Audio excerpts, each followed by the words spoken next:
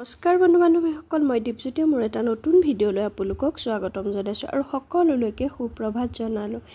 এয়া মনুহঁতক স্কুলৰ পৰা আনি ভাত দিয়াৰ সেয়া ভিডিঅ' এটা বনাই থোৱা আছিলে, যিটো ভিডিঅ'ত আমাৰ মা আছিলে। মা এতিয়া নাই, মা ঘৰলৈ গ'লগৈ। মা ইমান ধুনীয়াকৈ ভিডিঅ'টোত থকাৰ কাৰণে মই ভিডিঅ'টো শ্বেয়াৰ কৰি দিলোঁ।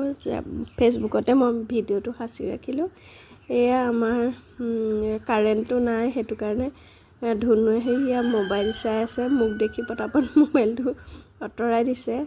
এয়া মই ইহঁত দুটাক স্কুলৰ পৰা আনিলোগৈ কাৰণে মায়ে ভাতকেইটা মায়ে বাঢ়ি দিছে আৰু সেয়া ধুনুক দেখুৱাই দিছে। ধুনুৱে মোবাইল চাই মই স্কুল হৈ আছিলে, সেইটো কাৰণে বৌয়েকে মোৰ ফালে দেখুৱাই দিছে। এয়া মই মাক তাৰমানে ভিডিঅ' কৰিবই নোৱাৰি বা ফটো মাৰিবই নোৱাৰি, অনবৰতে কামতে বিজি হৈ থাকে। ভিডিঅ' ফটো মৰা টাইমত নাই, মোক নুতুলিবি, মই ভালকৈ নাই।